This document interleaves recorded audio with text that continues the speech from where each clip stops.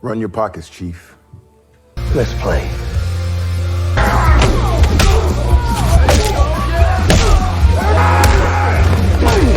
Kali ini saya akan menceritakan alur cerita film terbaru bertemakan sebuah aksi penyelamatan dan balas dendam berjudul A Working Man yang rilis pada tahun 2025. Film ini menceritakan tentang Jason Statham yang harus menyelamatkan seorang wanita yang diculik oleh mafia Rusia. Mafia itu menurunkan dua jenderal perang yang katanya sangat berbahaya. Bagaimanakah kisahnya? Mari kita masuk ke dalam alur ceritanya. Mari saya perkenalkan dengan seorang pria bernama Levon yang menjadikan mobilnya sebagai rumah. Dia adalah seorang mandor bangunan yang bekerja pada perusahaan properti yang masih merintis. Semua pekerja di sana sangat menghormatinya, bahkan sampai ada yang memberikan makanan. Rasa hormat itu datang karena Levon adalah mandor yang sangat perhatian kepada pekerjanya dengan memberikan bonus jikalau pekerjaan mereka selesai dengan baik. Levon bekerja pada sebuah keluarga kecil yaitu bernama Garcia yang menjabat sebagai owner. Carla adalah istri dari Garcia yang menjabat sebagai direktur keuangan, dan Jenny adalah anak mereka yang tugasnya cuma bantu-bantu aja. Saat itu Jenny meminta uang kepada ayahnya untuk merayakan sebuah pesta atas keberhasilannya menyelesaikan kuliah semester pertama. Namun Garcia menolak karena terlalu cepat merayakan padahal kelulusannya masih sangat jauh. Sedangkan Levon hanya bisa tertawa kecil melihat anak zaman now yang suka self-reward. Today is a total shit show. I know. This is what I need for tonight. No private room for dinner. Just saving like crazy. No, it's for tonight. I can't. I don't. Mika. Kemudian Levon kembali menjalankan tugasnya yaitu mengawasi para pekerja. Namun tiba-tiba ada Mattel yang menagih hutang kepada salah satu pekerjanya dengan cara yang sangat brutal berupa kekerasan. Sebagai pemimpin, Levon tidak mungkin diam begitu saja lalu meminta kepada mereka buat santuy dan kalem. Namun respon kedua Mattel tersebut malah sok keras, sehingga satu-satunya cara membuat mereka paham adalah menghajarnya. Tak lama datang Mattel lain yang tidak terima ketika rekannya dihajar habis-habisan. Namun Levon mengancam mereka dengan shotgun dan memintanya untuk tidak datang ke sana lagi.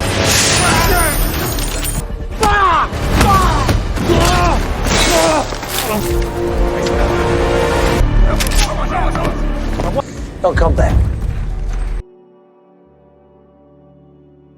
Levon memiliki seorang anak masih kecil bernama Meredith yang selama ini tinggal dengan kakeknya. Saat itu adalah waktu kunjungan untuk mengajaknya bermain. Oh ya, perlu diketahui bahwa istri Levon telah meninggal dan hak asuh Meredith jatuh ke tangan kakeknya. Berdasarkan hakim ketua, dia belum layak merawat anaknya karena mungkin masalah finansial dan psikologi. Hubungan dengan mertuanya juga bisa dibilang sangat buruk karena sang mertua menyalahkannya atas kematian anaknya, yaitu istri dari Levon. Namun Levon menanggapi semua itu dengan sadar diri lalu mengajak Meredith buat menghabiskan waktu bersama. When a mother needed you and you won't be there when Meredith, you want to strike me. Hungry. I didn't eat.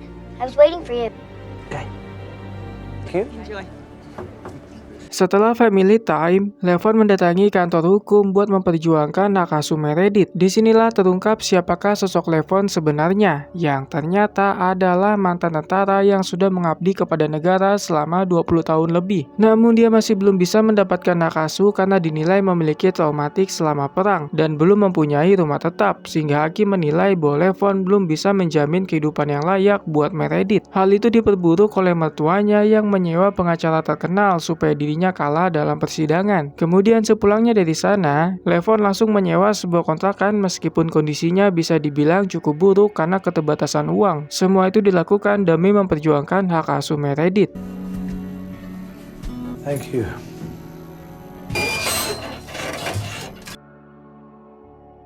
Di sisi lain, Jenny sedang merayakan pesta bersama teman-temannya di sebuah bar atas keberhasilannya menyelesaikan masa studi semester 1. Di sana dia memesan sebuah minuman berenergi dan diajak kenalan oleh seorang bartender bernama Johnny. Anehnya, Johnny ini terus memperhatikannya sembari menghubungi seseorang seperti memiliki niatan jahat. Dan benar sekali, ketika Jenny baru keluar dari dalam toilet, dia langsung diculik oleh kelompok mafia dengan cara dibuat pingsan karena dibungkam.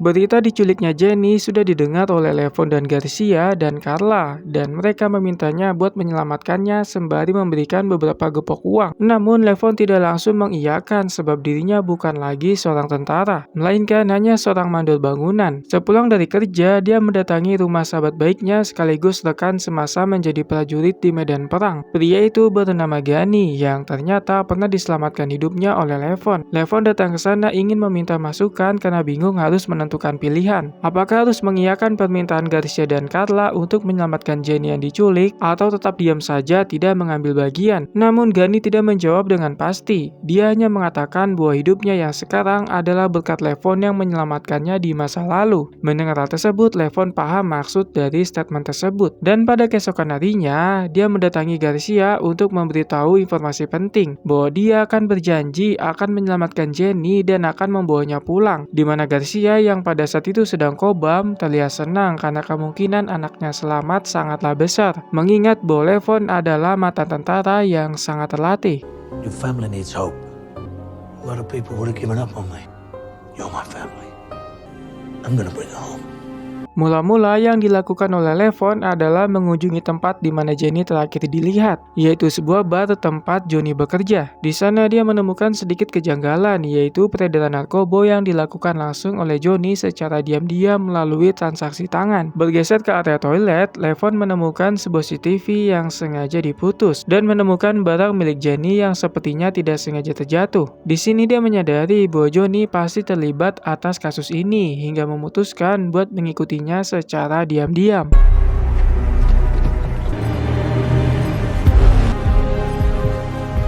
Sesampainya di depan rumah, Levon langsung masuk tanpa permisi terlebih dahulu dan mendapati Johnny yang sedang menikmati narkotop. Ketika ditanya perihal Jenny yang diculik di bar, Johnny tidak berkata jujur padahal sudah ditodong menggunakan shotgun, sehingga satu-satunya cara yang bisa digunakan selain ancaman adalah tindak kekerasan. Levon langsung menutupi wajahnya dengan handuk basah sembari dialiri air dari keran yang membuat Johnny tidak bisa bernafas, dan akhirnya berkata jujur bahwa Jenny diculik oleh kelompok penjahat yang sangat brutal. Namun belum sempat menyebutkan nama, tiba-tiba saja datang dua orang komplotannya, sehingga Levon harus mengatasi mereka terlebih dahulu. Sialnya insiden itu mengakibatkan Johnny tewas juga, tapi dia menemukan petunjuk baru bahwa masalah ini melibatkan geng mafia dari Rusia.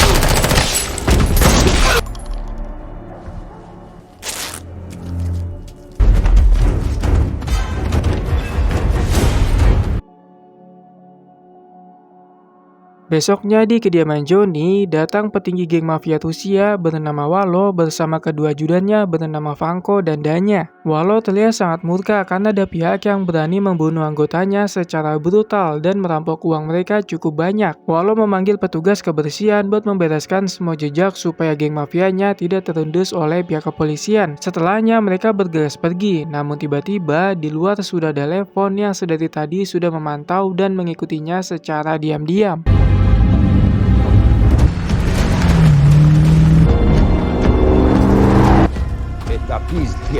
Sesampainya di rumah Wolo, Levon langsung melakukan pantauan di balik rimbunan pohon menggunakan kamera thermal yang bisa mendeteksi panas tubuh. Jadi dia bisa tahu ada berapa orang yang berada di sana. Dan ketika Wolo hanya seorang diri di rumah, dia langsung masuk dengan santuy sembari sedikit menunduk karena ada CCTV. Di dalam, Levon langsung mengajarnya sampai pingsan hanya dengan satu pukulan saja. Wolo terbangun dalam keadaan terikat di kursi yang hampir terjatuh ke kolam renang jika tidak ditahan oleh tali. Itu adalah bagian rencana dari Levon yang digunakan sebagai teori ancaman jikalau tidak mau jujur. Namun Wolo masih bertindak sok keras dengan mengagungkan namanya yang menjadi petinggi geng mafia Rusia berbahaya. Tapi sayangnya itu tidak berpengaruh apa-apa bagi Levon karena tidak memiliki rasa takut sedikit pun kepada kelompok kriminal. Dia langsung menunjukkan foto Jenny sembari menanyakan keberadaannya. Namun Wolo tidak tahu soal masalah ini, akan tetapi tahu siapakah yang suka menculik seorang perempuan, yaitu Dimi. Bukannya cukup bicara sampai di situ, Wolo malah mengancam akan membunuh siapapun yang berhubungan dengannya sampai 3 generasi keluarga, sehingga Levon langsung memutuskan buat membunuhnya pada saat itu juga. I am a brother of high rank. Fuck you! Ozora, Deputy Shield, and Demi. The bar you do your dirty business out of?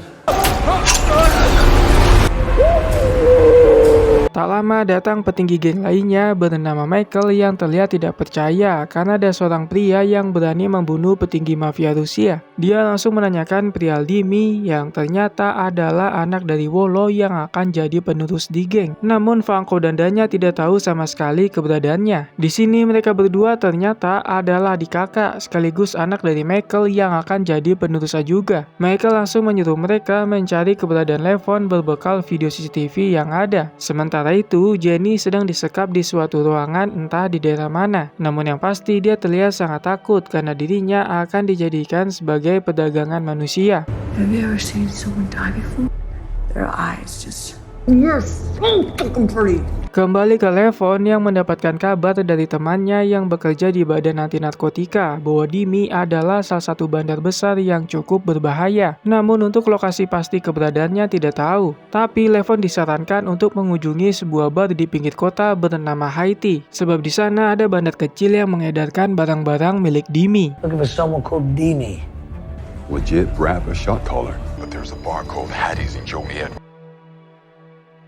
Haiti adalah salah satu bar dengan tingkat keamanan cukup tinggi karena menggunakan CCTV yang bisa mendeteksi orang-orang membawa senjata atau tidak. Pada saat itu, Levon langsung dihampiri oleh seorang penjaga seperti koboi untuk mengintimidasinya. Namun soal dunia bawah, Levon sudah paham lalu menunjukkan sekebok uang karena dia hanya berpura-pura ingin berbisnis narkotop. Pria koboi itu langsung membawanya menemui bosnya bernama Dutch. Dutch terlihat sangat menyeramkan karena memiliki tubuh yang sangat besar. Tapi itu tidak membuat Levon takut, lalu menyampaikan maksud dan tujuannya yaitu berbisnis demi mencari tahu keberadaan Dimi. Sebelum deal, dia dites terlebih dahulu oleh Dutch untuk menghadapi 5 anak buahnya yang memiliki tubuh yang tak kalah besar. Sampai akhirnya inilah yang terjadi. Let's play.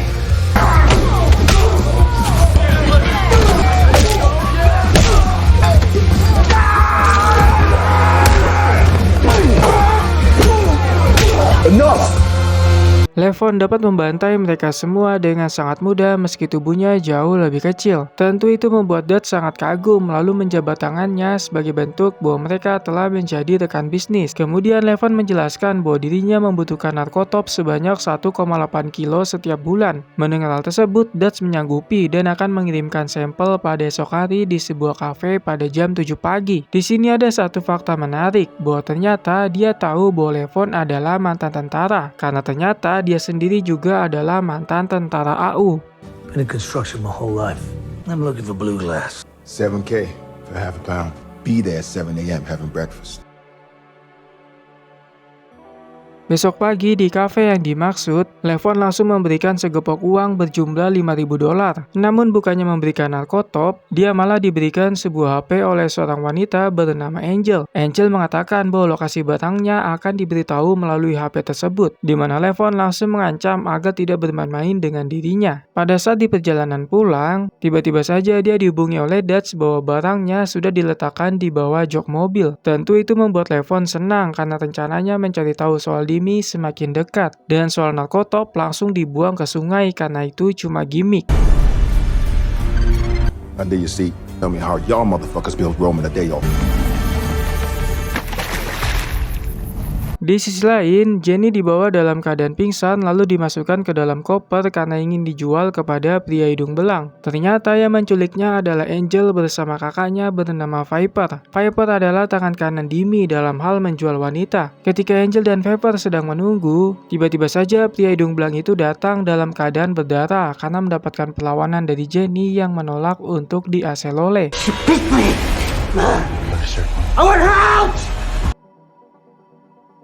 Kembali ke Levon yang dihubungi oleh Dutch untuk memberitahu soal pertemuannya dengan bandar besar. Jikalau mau, dia bisa saja ikut asalkan berpakaian jas seperti pejabat. Tentu Levon tidak akan melewatkan kesempatan ini. Dan pada keesokannya, bandar besar yang dimaksud adalah Dimi, orang yang menjadi anggota geng mafia Rusia yang sangat berbahaya, sekaligus orang yang telah menculik Jenny. Pada saat itu, Levon masih menjalankan perannya sebagai pembisnis narkoboy, bukan karena takut, melainkan karena tingkat keamanan Dimi sangat tinggi. tinggi, sebab di mana-mana ada penjaga bersenjata. Bahkan SIM alias surat izin mengemudinya sampai difoto buat antisipasi. Kemudian dia pergi dari sana sembari membawa tas berisi narkotop karena mereka telah setuju untuk berbisnis. Namun seperti yang kita tahu bahwa barang ilegal tersebut langsung dibuang ke WC toilet. I apologize for that.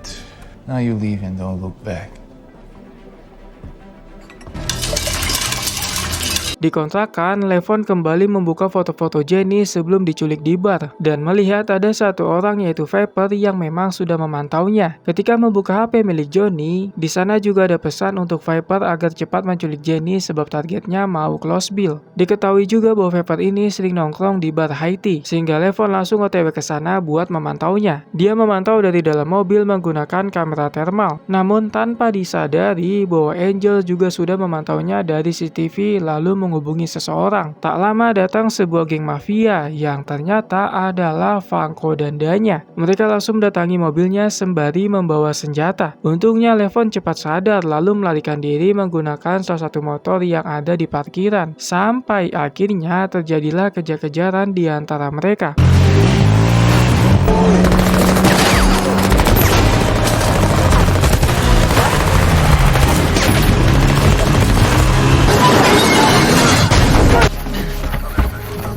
Franco berhasil menembak bagian motor yang membuatnya terjatuh dan ditabrak oleh mobil polisi yang kebetulan sedang berpatroli. Levon merasa aman karena mengira polisi tersebut akan berpihak padanya. Tapi kenyataannya tidak, karena mereka adalah polisi korup yang langsung menghantamnya menggunakan senjata sampai pingsan. You didn't see us here. Sudah jelas bahwa Levon akan dibawa oleh Franco dan Danya ke hadapan Michael buat disiksa. Namun bukan mantan tentara namanya jikalau tidak bisa lepas dari situasi tersebut, di mana Levon langsung mengajar mereka berdua supaya bisa meloloskan diri. Lalu yang terjadi...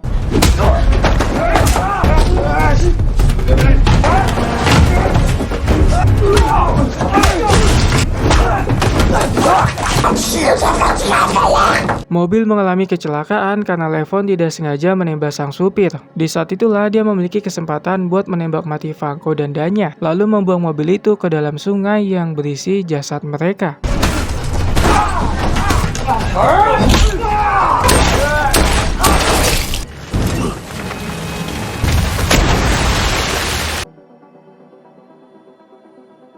Besok paginya, jasad Franco dan Danya sudah ada di hadapan Michael yang terlihat sangat murka sekaligus sedih karena kedua anaknya telah dibunuh. Michael langsung menghubungi petinggi mafia Rusia yang dijuluki sebagai Dewan Perang. Tentu masalah ini semakin besar dan Levon akan menghadapi lebih banyak musuh. Tak lama Michael sedang bertemu dengan Dewan Perang yang dimaksud yang ternyata terlihat biasa-biasa saja. Dia memberitahu soal Walo, Franco dan Danya yang telah dibunuh oleh Levon, di mana sang Dewan Perang langsung menurunkan dua jenderal terhebatnya buat menghadapinya. Namun mereka harus menemui Dimi terlebih dahulu karena dia adalah biang masalah dari semua kejadian ini. This devil kills too. Jimmy is hiding. Thank you for bringing this to my attention.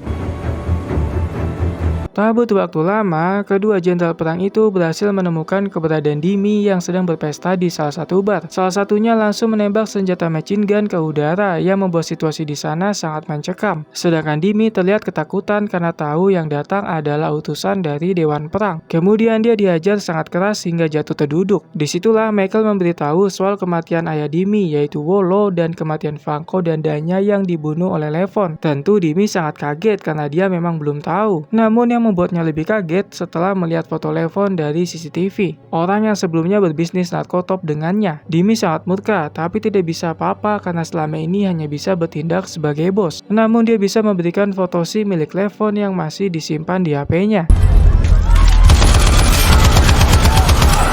Champagne? Your father is dead. Bankroll biker gang with meth connect. I have these. He's hunting you. Mencari jati diri Levon dan siapa saja yang berhubungan dengannya sangat mudah dilakukan oleh mereka, di mana kedua jenderal perang itu sudah mengetahui soal Levon sebagai mantan tentara dan juga sudah mengetahui soal mertua hingga alamat tinggalnya. Detik itu juga mereka langsung pergi ke sana untuk melakukan sesuatu yang pasti buruk.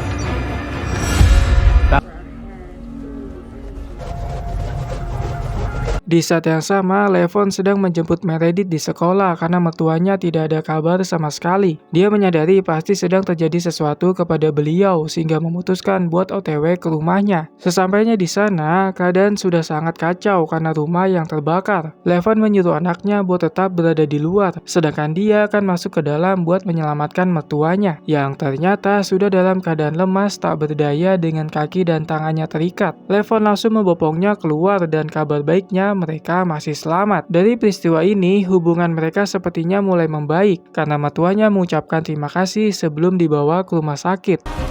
No, stay there!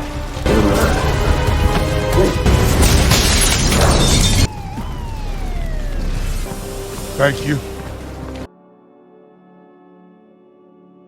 Demi mengantisipasi kejadian serupa, Levon membawa anaknya ke rumah sahabat baiknya yaitu Gani karena di sana pasti akan aman. Sebagai teman, Gani menerimanya dengan senang hati, tapi dia juga menyadari bahwa Levon sedang kesulitan menghadapi lawannya kali ini. Dia sebenarnya ingin sekali membantu tenaga dalam persoalan ini, namun karena kondisi matanya yang buta, dia hanya bisa membantu dalam hal persenjataan. Levon langsung dibawa masuk ke dalam ruangan rahasia yang berisi banyak kali senjata, dari mulai AK-47, MP5, pistol-pistolan, hingga Mini 14. Menariknya, semua senjata itu tidak terdaftar sama sekali sehingga akan aman buat mereka gunakan. Setelah semua persiapan selesai, Levon berangkat ke medan perang hanya seorang diri demi menyelamatkan Jenny dan juga balas dendam atas apa yang diterima mertuanya. 1947.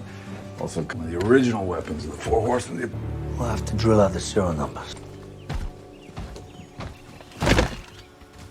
Sementara itu, Jenny sedang dibawa oleh Angel dan Viper untuk bertemu lagi dengan pria hidung belang. Tapi di tengah perjalanan, dia memberontak dengan menendang-nendang Angel sampai mobil yang mereka naikin mengalami kecelakaan. Jelas, kesempatan itu digunakan buat melarikan diri dengan berlari menuju ke tengah hutan. Sampai akhirnya terjadi kejar-kejaran di antara mereka. Untungnya Jenny masih muda dan larinya cukup cepat sehingga berhasil meloloskan diri. Kemudian dia bertemu dengan sebuah mobil polisi yang kebetulan sedang patroli. Tapi ternyata itu adalah si polisi korup yang langsung membawanya. Jenny mengira bahwa dirinya sudah aman, tapi nyatanya dia malah dibawa kembali ke markas untuk diserahkan kepada Angel dan Viper. Emang dasar polisi bangke.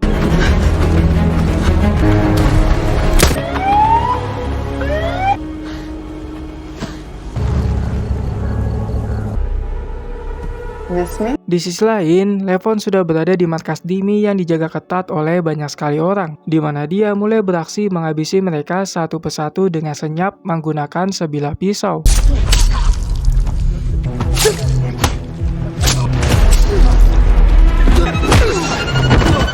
Karena dirasa terlalu lama, Levon langsung menggunakan sebuah pistol peredam buat membantai mereka semua dengan sangat mudah. Bahkan keringatnya saja belum sempat untuk keluar.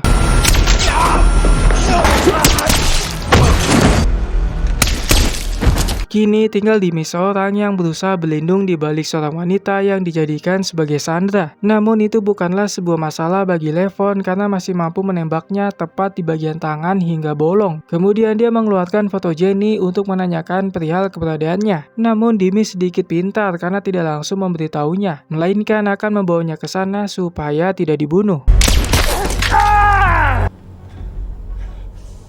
Where is she?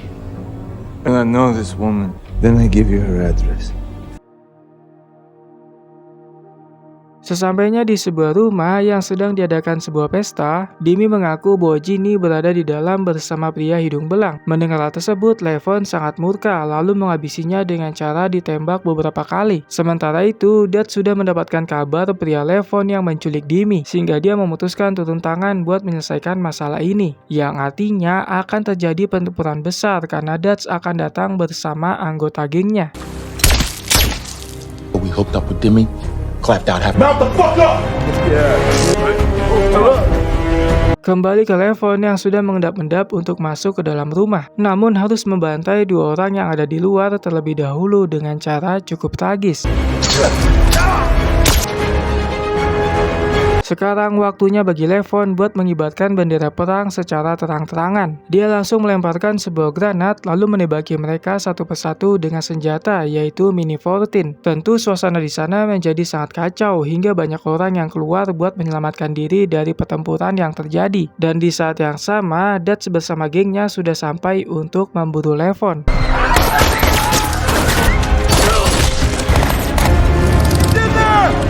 Let's go get this motherfucker!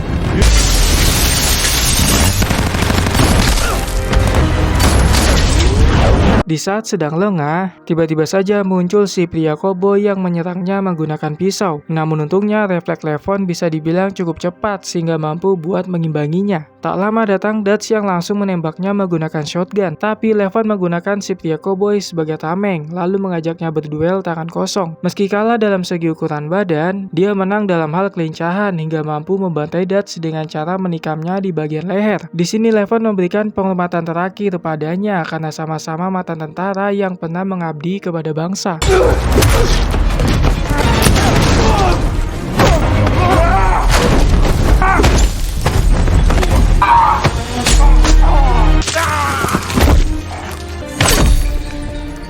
Kini Levon sudah berada di ruangan di mana Jenny sedang disekap. Dia langsung menembak si pria hidung belang hingga terpental dan berakhir meninggoy. Sedangkan Viper diajar terlebih dahulu dengan sangat membabi buta. Kalau Angel dipiting oleh Jenny di bagian leher dengan sangat kencang.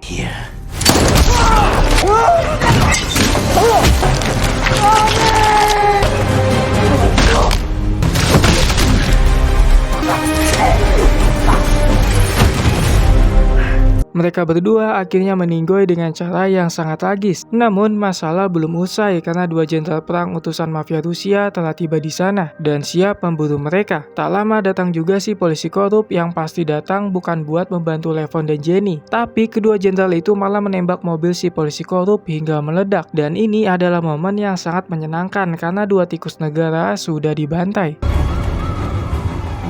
There's an active shooter in there. Sekarang sudah waktunya bagi Levon buat saling adu tembak dengan kedua jenderal perang yang katanya sangat brutal. Namun nyatanya tidak semenakutkan itu karena mampu dibunuh dengan sangat mudah. Let's kill this guy. Is that a grenade? Mind your ears.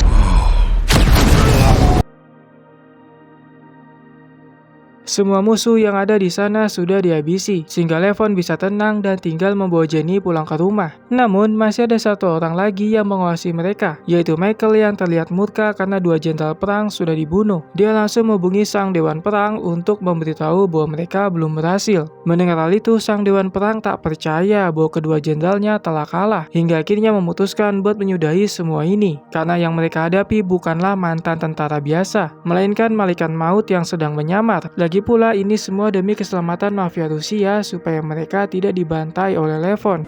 Yes, my brother. That is what he came for. Then we will kill you.